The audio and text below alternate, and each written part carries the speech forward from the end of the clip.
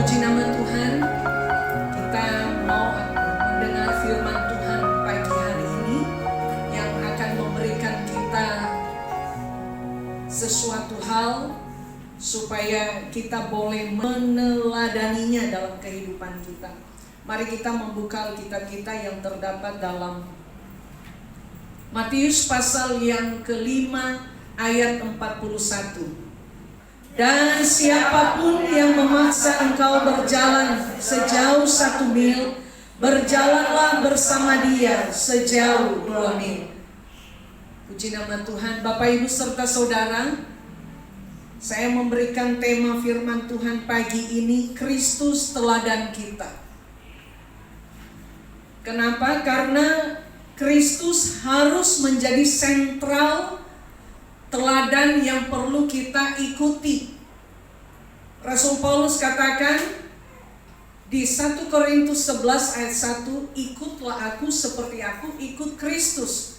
Jadi artinya kita harus satu tujuan, satu arah, satu alamat, yaitu Kristus yang menjadi sentral dalam seluruh kehidupan kita. Ayat ini mungkin Bapak Ibu jarang baca atau bagaimana?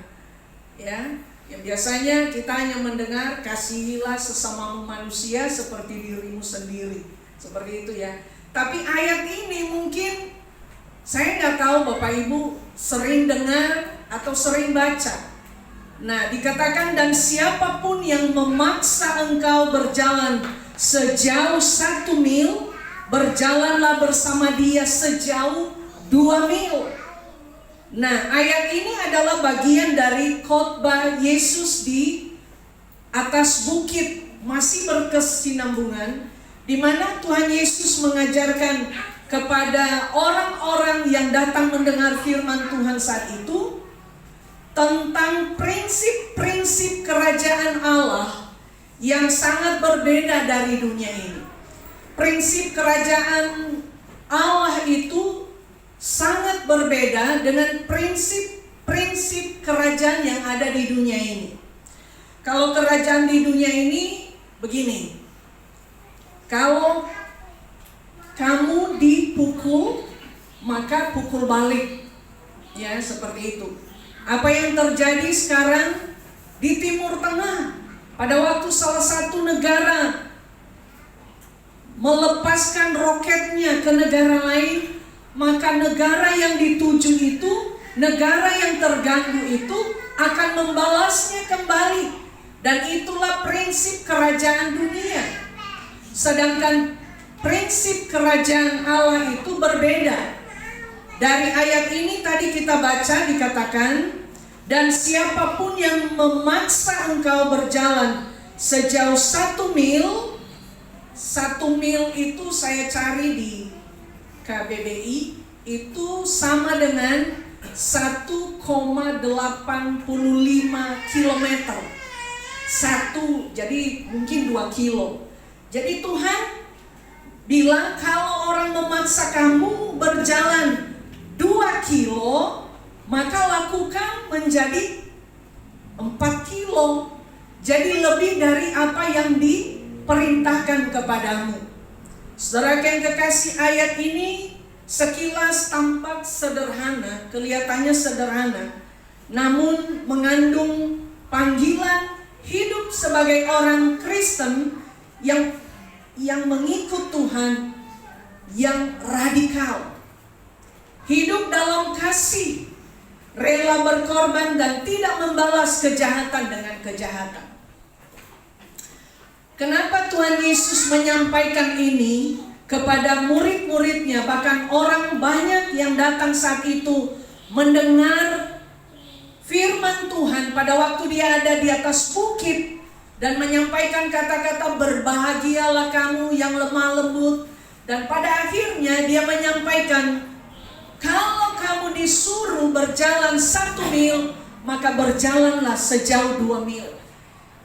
Yesus mengucapkan kalimat ini dalam konteks kekuasaan Romawi saat itu atas bangsa Yahudi.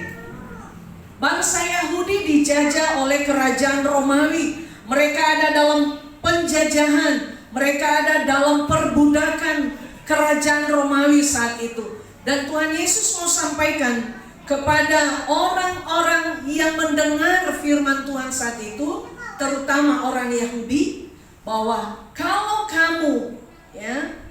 kamu dipaksa mengerjakan sesuatu hal, maka lakukan lebih dari apa yang dimintakan. Karena pada masa itu seorang tentara Romawi secara hukum mereka bisa memaksa warga sipil, khususnya orang Yahudi, untuk mengerjakan sesuatu hal di luar batas. Karena namanya saja budak. Budak itu tidak punya hak atas dirinya. Kalau contohnya jam 8 sarapan pada umumnya, maka tentara Romawi bisa memaksa mereka untuk tidak sarapan. Mereka mengerjakan sesuatu hal. Seperti bangsa kita 350 dijajah oleh bangsa Belanda, mereka bekerja rodi, dipaksa mengerjakan sesuatu hal di luar kemampuan mereka. Untuk membangun mungkin jembatan, untuk membangun tembok-tembok pada zaman itu, atau bekerja dalam pertanian, dan hasilnya itu harus dikumpulkan untuk kekayaan para penjajah. Nah, perhatikan di sini bahwa orang yang ada dalam jajahan dosa, dia diperbudak oleh iblis, sehingga orang yang menjadi tawanan iblis, yang diperbudak iblis, dia tidak mampu untuk menyelamatkan diri. Dia tidak mampu bilang, saya nggak mau, tapi dia harus ikut melakukan hal itu. Tentunya kita tidak mau berada di bawah jajahan atau kekuasaan atau perbudakan dari iblis. Kita harus melawan, kita harus keluar. Nah, bagaimana caranya? Kita harus merdeka. Dan kemerdekaan itu hanya ada di dalam Yesus Kristus. Saudara yang kekasih, Tuhan Yesus berkata, kalau engkau dipaksa berjalan 1 mil, maka kamu harus melakukan hal itu 2 mil. Dan pada waktu Yesus menyampaikan kata-kata ini, orang-orang yang hadir pada waktu itu menjadi sangat terkejut. Mereka pada waktu mendengar pernyataan Tuhan Yesus, mereka menjadi shock, ya, karena ini bukan hanya sekedar soal jarak fisik, tetapi soal hati dan sikap rohani. Orang kaget saat itu. Loh, kok Yesus katakan kalau kamu disuruh berjalan 1 mil, kamu harus lakukan 2 mil.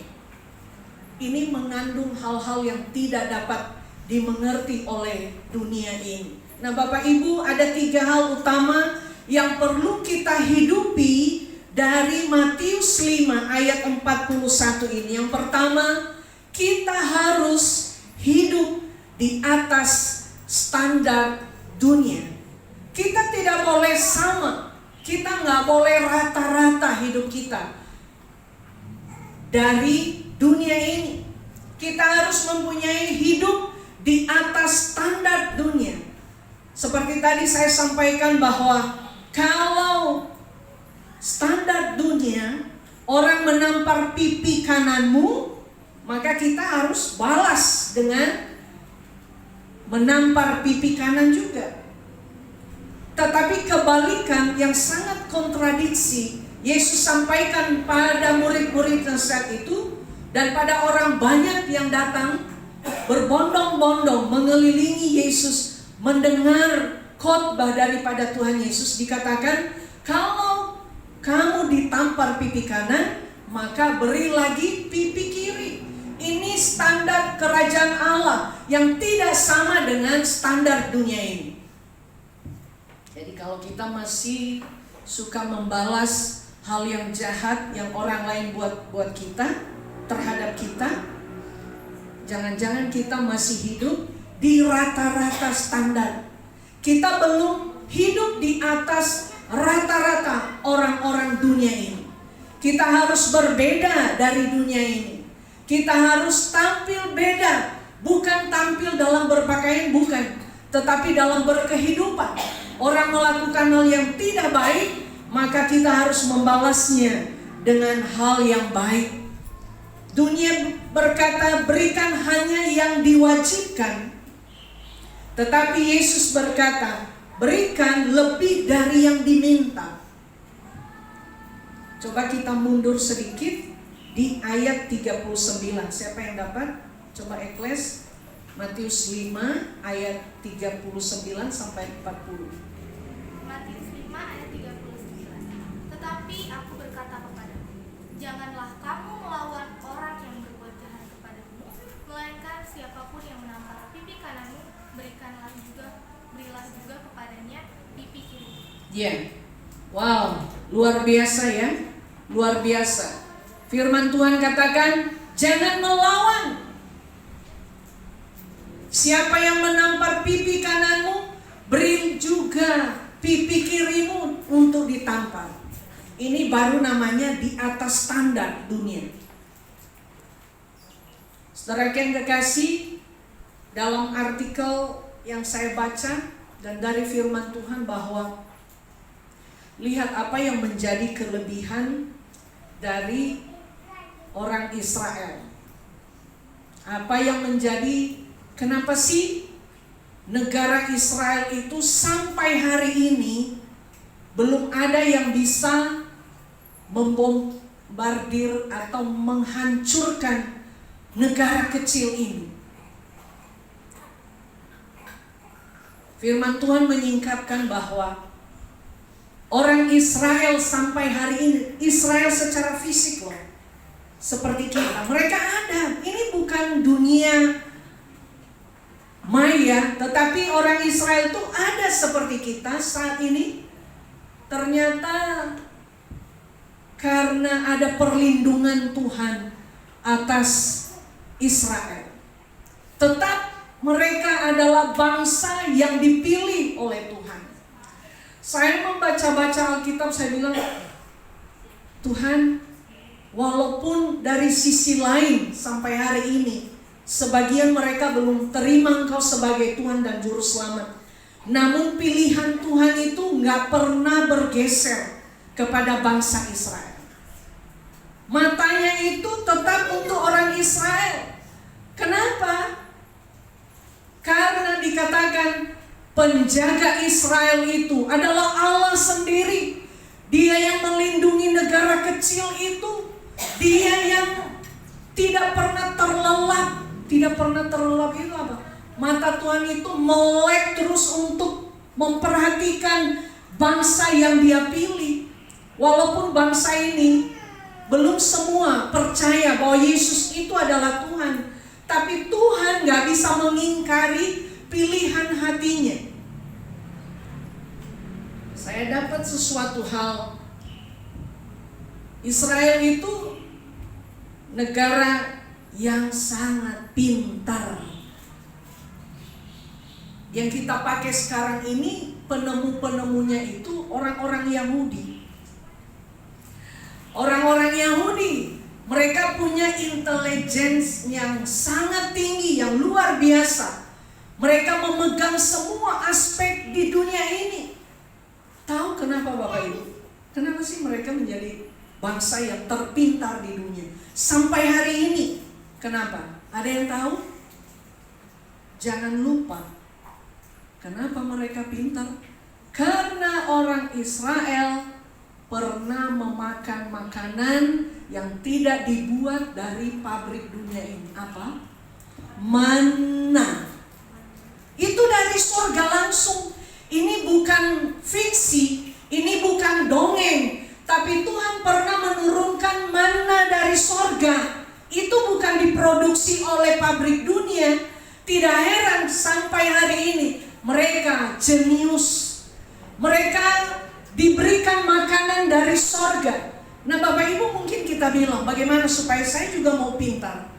Mungkin manna tidak akan turun lagi dari surga, karena manna itu telah diturunkan melalui apa? Firman Tuhan. Jadi kalau mau pintar anak-anak di sini, baca firman. itu makanan dari sorga. Manna itu gak pernah dimakan oleh bangsa-bangsa lain. Tuhan gak pernah menurunkan manna dari sorga kepada bangsa Arab, tidak pernah menurunkan kepada bangsa-bangsa sekitarnya, tapi hanya kepada orang Israel. Nggak heran otak mereka itu encer. Ayo, kita di sini mau pintar, jangan bilang saya sudah lanjut usia. Jangan bilang saya kayaknya buat apalagi maknanya kalau pintar. Anak-anak youth di sini mau pintar seperti orang Israel, baca firman Tuhan. Makanlah makanan rohani yang dari sorga. Semua hal yang ditulis dalam Alkitab adalah firman Allah. Berarti Allah yang dari sorga telah turun ke dalam dunia. Itulah kenapa kita pada waktu perjamuan kudus itu adalah tubuh Kristus. Kalau kita menerimanya dengan iman, dengan penuh percaya bahwa yang saya makan ini bukan sekedar roti, tetapi tubuh Kristus. Yang saya minum ini bukan sekedar anggur buatan pabrik, tetapi adalah darah Kristus. Maka itu akan terjadi dalam hidup kita. Kita yang sakit disembuhkan. Mujizat Allah itu terjadi sebenarnya pada waktu penerimaan kita beriman kepada Tuhan. Saudara yang kekasih, itu saya ambil cuplikan sedikit supaya kita memahami bahwa kalau kita mau di atas rata-rata berkehidupan, maka cintailah, makanlah makanan sorgawi itu, yaitu firman Tuhan. Orang Kristen dipanggil untuk tidak hanya hidup dalam batas minimum moralitas, tetapi menjadi terang dan garam dunia. Harus menjadi contoh dan teladan. Kalau orang lain dunia ini memberikan kita moral, bagaimana kita beretitut, bagaimana kita bermoralitas kepada sekitar kita secara rata-rata, maka kita harus, anak-anak kita harus lebih dari standar moral dunia ini. Contoh paling praktis Bapak Ibu, tidak hanya memaafkan, tetapi juga memberkati. Amin. Tidak hanya sekedar memaafkan, tetapi juga harus bisa memberkati. Tidak hanya membantu orang yang baik kepada kita, tetapi juga mereka yang memusuhi kita. Karena standar dunia ini begini, tolonglah orang yang pernah tolong kamu. Itu standar dunia. Tapi standar Tuhan apa? Balaslah kejahatan dengan kebaikan. Itu standar di atas moral dunia ini. Kalau dunia ini punya standar, kalau kamu disakiti, maka musuhi dia. Nggak usah bergaul dengan dia, sisihkan dia. Tapi standar kerajaan Allah, kasihilah dia. Siapa yang memfitnah engkau, maka engkau harus mendoakan dia. Dunia gak bisa lakukan itu. Apa-apaan orang mungkin bilang aneh. Orang Kristen sudah difitnah, sudah dijelek-jelekan di belakangnya, sudah dikata-katain ini itu, saya malah didoakan. Nggak sama. Dan itu yang Tuhan mau, kita hidup kita di atas standar dunia ini. Tidak hanya bekerja sesuai dengan masa kontrak. Kalian yang bekerja di perusahaan-perusahaan, kalian tidak boleh hanya bekerja, karena saya dikontrak selama 3 bulan, selama 6 bulan. Tetapi harus memberi yang terbaik untuk perusahaan di mana bekerja. Memberikan yang terbaik itu dunia gak mau lakukan. Kalau yang dunia bilang, udahlah saya 3 bulan kok, udah saya yang penting saya terima gaji. Tetapi Tuhan bilang harus memberi yang terbaik kepada perusahaan itu. Kalau perusahaan itu diberkati, tentunya kan juga pegawai-pegawainya akan diberkati. Ya. Yang kedua, yang perlu kita pelajari dari Matius 5 tadi, mengalahkan kejahatan dengan kebaikan. Yesus mengajarkan cara revolusioner untuk menghadapi ketidakadilan dunia ini. Balaslah kejahatan dengan kebaikan. Dengan perkataan, berjalanlah sejauh 2 mil kalau kamu dipaksa berjalan 1 mil. Itu di atas standar. Roma 12 ayat 21 berkata, janganlah kamu kalah terhadap kejahatan, tetapi kalahkanlah kejahatan dengan kebaikan. Kita akan bertemu dengan orang-orang yang melakukan hal yang jahat terhadap kita. Tapi apa yang harus kita lakukan? Kita harus mengalahkan kejahatan itu dengan kebaikan. Kalau kita ada di lingkungan orang-orang yang gak bisa menerima kita sebagai orang-orang yang percaya kepada Tuhan, mereka memusuhi kita, maka sapalah mereka, itulah di atas rata-rata. Karena mereka gak bisa membalas kejahatan dengan kebaikan. Karena mereka memakai standar dunia ini. Tapi kalau kita, orang yang percaya kepada Tuhan, harus hidup di atas standar dunia. Itu yang Tuhan mau dalam hidup kita. Makanya dikatakan, janganlah kamu kalah. Jangan kita kalah terhadap kejahatan, tapi kita harus mengalahkan kejahatan dengan kebaikan kita. Contoh, ketika difitnah, doakan mereka. Ketika dirugikan, tetaplah jujur dan baik. Saudara, saya selalu kalau beli sesuatu entah di warung atau di mana, saya selalu timbang lagi. Bukan saya akan mau balik lagi bilang ke mereka, kenapa ini kurang. Tetapi dalam ilmu perdagangan biasanya ada kecurangan-kecurangan yang dibuat di sana. Dulu saya berpikir yang kiloan yang pakai besi itu mungkin orang bisa otak-atik dan mungkin akan lebih baik setelah tergantikan dengan yang digital. Tapi ternyata juga itu bisa disunat sama orang-orang yang tidak takut akan Tuhan. Saya kalau beli ayam, saya kalau beli ikan atau beli apapun, saya timbang ulang di rumah. Dan itu pasti kurang. Kalau ayam itu biasanya kurang 200 gram. Saudara yang kekasih, bayangkan. Kita kalau berdagang, jangan sampai merugikan orang lain. Jangankan standar 1 kilo, bila perlu lebihkan. Mungkin orang akan bilang, saya akan rugi. Enggak. Tuhan kalau kita lakukan sesuatu hal sesuai dengan standar Tuhan, Tuhan membuat orang lebih dari biasanya. Tuhan berkati baik yang berdagang atau apapun. Jangan merugikan orang lain. Paling tidak kalaupun tidak mau lebih, pas apa yang menjadi milik orang, itu yang kamu berikan kepadanya. Yang ketiga, melayani dengan sukacita bukan keterpaksaan. Yesus mau katakan kepada kita, Yesus tidak mau murid-muridnya hidup dalam kepahitan. Bahkan saat dipaksa, bersungut-sungut terhadap sesuatu hal yang Tuhan percayakan. Yesus mengajarkan sikap hati yang rela. Rela dalam semua hal. Rela berjalan bersama sejauh 2 mil.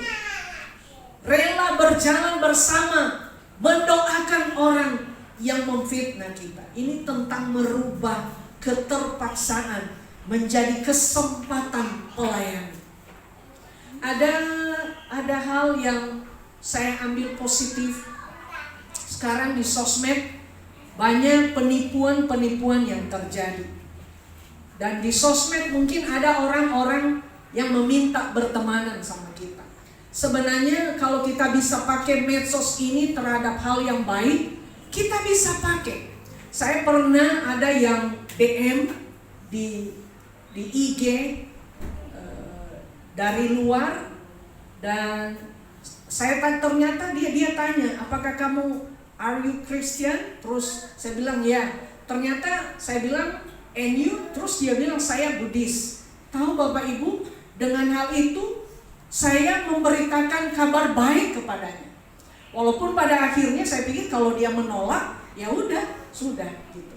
Jadi kesempatan kita memberitakan Injil dari semua aspek, jangan hanya sekedar scroll, senang orang berteman banyak, tapi kita nggak memberikan sumbangsi untuk mereka mengerti siapa Tuhan dalam hidup mereka. Dan satu lagi ketemu, dia bilang dia ateis. Dan saya menyampaikan, saya tanyakan, kalau kamu berpikir kamu ateis, kamu nggak percaya sama Tuhan, kira-kira dunia ini kenapa bisa ada ya? Dia tidak bisa jawab, dan saya menyampaikan dengan kebenaran firman Tuhan bahwa Tuhanlah pencipta langit dan bumi. Dan baru dia mengerti, dan itu kan urusan belakangnya. Saudara yang kasih, kita harus mengubah kebiasaan buruk menjadi kebiasaan baik. Kebiasaan keterpaksaan dalam pelayanan menjadi sukarela. Dari sisi saya kasih tahu sedikit, setiap hari Minggu itu saya pribadi, dan ternyata saya tanya juga ke beberapa hamba Tuhan, hari Minggu itu benar-benar itu hari yang sangat menguras hati, tenaga, karena coba dari main musik, menyampaikan firman Tuhan, Bapak Ibu bisa tertidur di tempat duduk karena dingin, karena hanya mendengar. Tapi mempersiapkan khotbah, menyampaikan khotbah itu membutuhkan kekuatan, harus melebihi dari rata-rata. Kalau hanya keterpaksaan, maka itu tidak akan membawa nilai positif untuk kehidupan saya. Saudara, lebih bagus saya melayani dengan sukacita. Saya nggak pernah terpengaruh dengan situasi sudah datang banyak jemaat atau belum.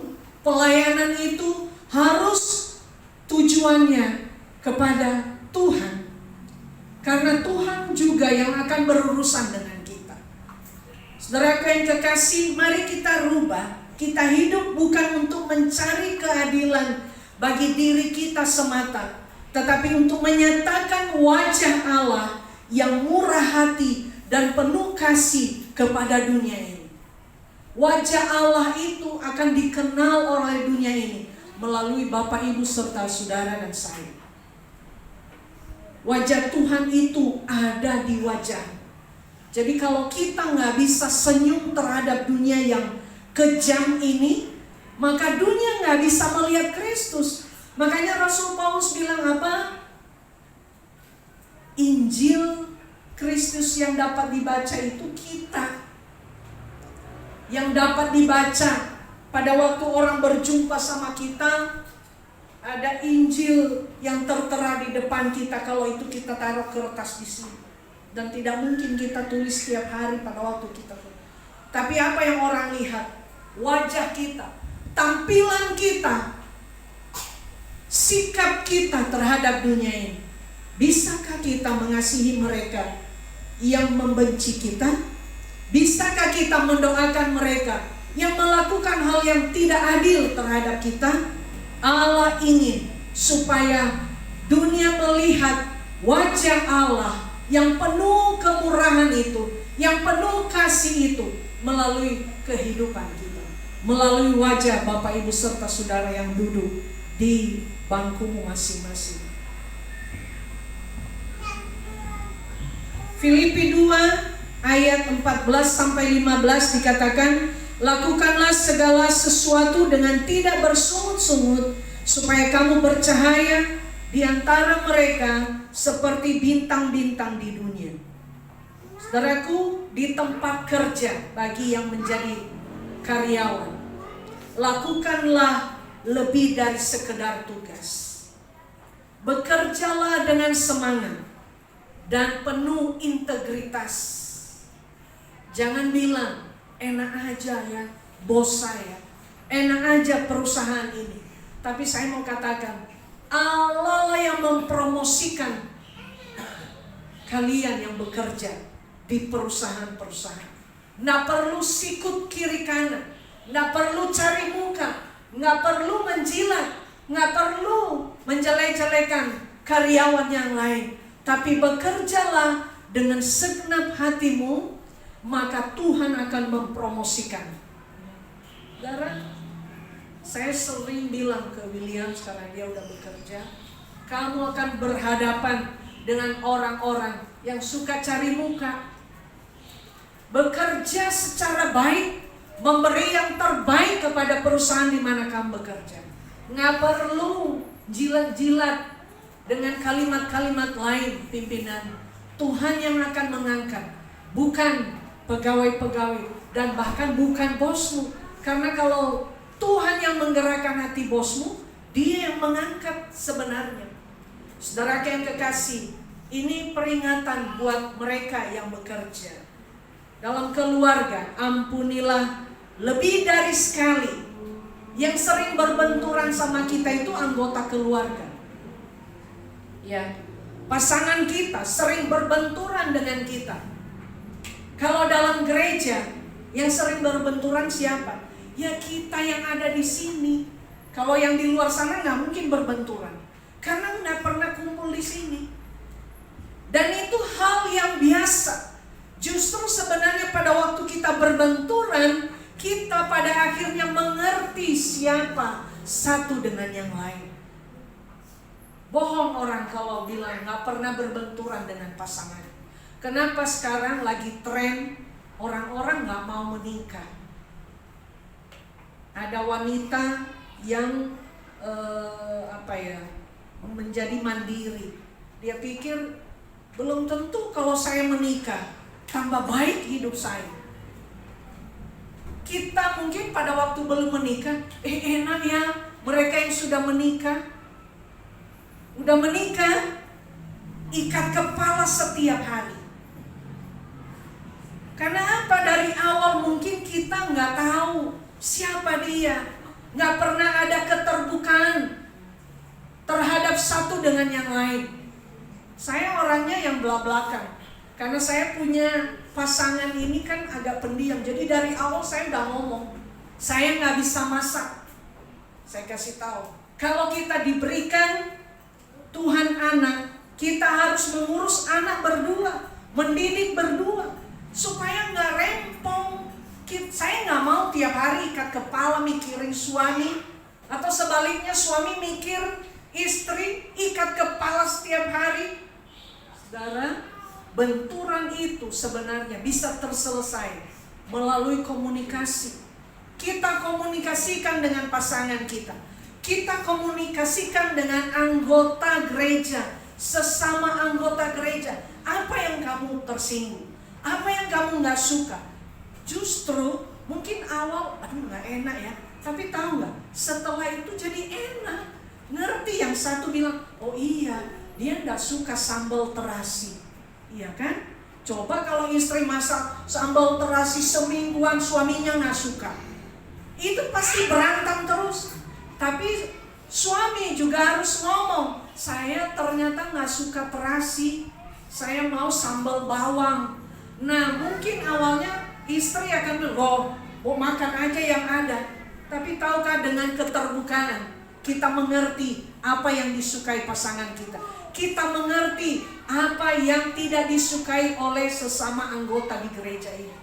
Kalau hanya simpan di hati, saudara, itu akan menjadi penyakit. Kita akan dapat penyakit jantung, kita akan kena penyakit liver, kita akan dapat penyakit kanker karena menyimpan kesalahan orang lain. Mari kita saling mengampuni, itu standar hidup yang Tuhan ajarkan kepada kita. Dalam pelayanan, jangan banyak berhitung hal yang kita berikan, tapi seberapa tulus kita memberi pelayanan kita dengan sungguh-sungguh kepada Tuhan. Saudara yang kekasih, Kristus adalah teladan 2 mil. Katakan kepada sebelah, Kristus adalah teladan 2 mil. Makna dari 2 mil. Kalau disuruh berjalan 2 mil, berjalanlah 3 mil, melebihi dari standar dunia. Yesus aja berjalan melebihi standar dunia ini. Dia mati di kayu salib, melebihi dari apa yang dunia bisa buat terhadap umat manusia. Dia tidak hanya mengasihi kita, tapi dia juga mengasihi orang berdosa di luar sana. Biarlah kebenaran firman Tuhan pagi hari ini akan membuat kita mengerti bahwa saya harus berjalan sejauh 2 mil seperti yang Tuhan ajarkan kepada kita. Amin.